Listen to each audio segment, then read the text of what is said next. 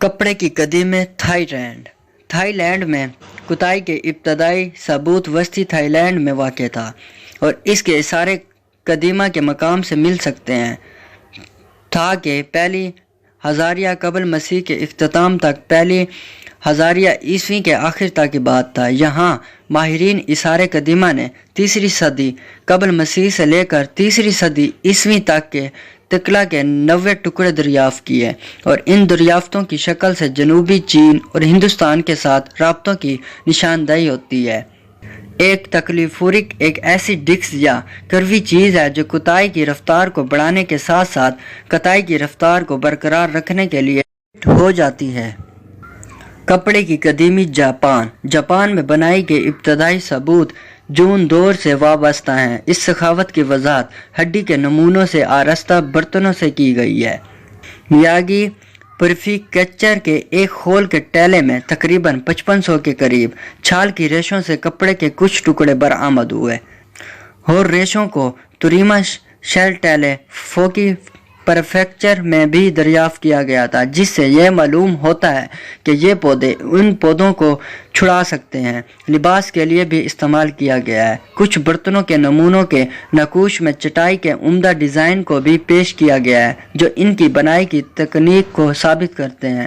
جیمن مٹی کے برتنوں کے نمونوں میں لوگوں کو مختصر اوپری لباس، قریب فٹنگ پتلون، چمنی آستین اور رسی نما بیلٹ پہنے ہوئے لوگوں کو دکھایا گیا ہے۔ عکاسیوں میں ایسے نمونوں کے ساتھ ایسے لباس بھی دکھائے گئے ہیں جن پر کڑھائی ہوئی ہے یا محراب ڈیزائن ہے، حالانکہ یہ واضح نہیں ہے کہ اس سے یہ ظاہر ہوتا ہے کہ کپڑے کی طرح دکھائے جاتے ہیں یا یہ کہ یہ استعمال ہوتا ہے۔ یہ نمائندگی کا انداز ہی نہیں ہے۔ مٹی کے برتنوں میں بھی مرد اور خواتین کے لباس میں کوئی فرق نہیں دکھایا گیا۔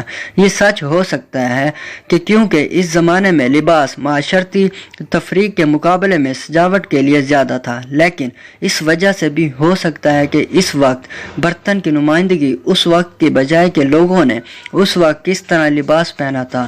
چونکہ ہڈیوں کے سوئیاں بھی ملی تھیں، لہٰذا یہ خیال کیا جاتا ہے کہ وہ ایسے کپڑے پہنے ہوئے تھے جو ایک ساتھ مل کر سلے ہوئے تھے۔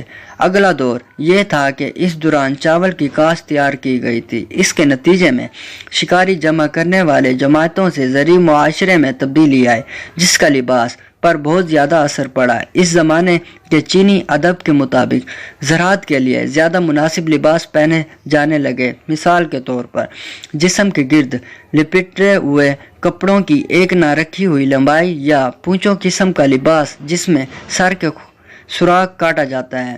اسی ادب نے یہ بھی اشارہ کیا ہے کہ گلابی یا سرخ رنگ کا میک اپ پہنا ہوا تھا، لیکن یہ بھی ہے کہ ہر عمر اور جنس کے لوگوں کے مابین طریق کار میں بہت مختلف نہیں تھے۔ تاہم یہ قابل بحث ہے کیونکہ چینی دستاویز میں شاید ثقافتی تھے۔ یہ عام جاپانی عقیدہ ہے کہ چینی اثر و رسوخ سے عمر اور جنس کی نشاندہی کرنے کے لیے لباس استعمال کو فروغ دینا شروع ہونے سے پہلے ہی یوئی کا دورانیہ کافی خوشنما تھے۔ مندرجہ ذیل ادوار اسوکا سے اور نارا تھے جب جاپان نے ایک متفقہ حکومت تیار کی اور چینی خواتین یا قوانین اور سماجی درجہ بندی کا استعمال شروع کیا۔ ان نئے قوانین کے تحت لوگوں کو معاشرتی حیثیت کی نشاندہی کرنے کے لیے مختلف انداز اور رنگ پہننے کی ضرورت تھی۔ عام طور پر کپڑے لمبے اور وسیع تر ہو جاتے ہیں اور سلائی کے طریقے زیادہ جدید ہوتے جاتے ہیں۔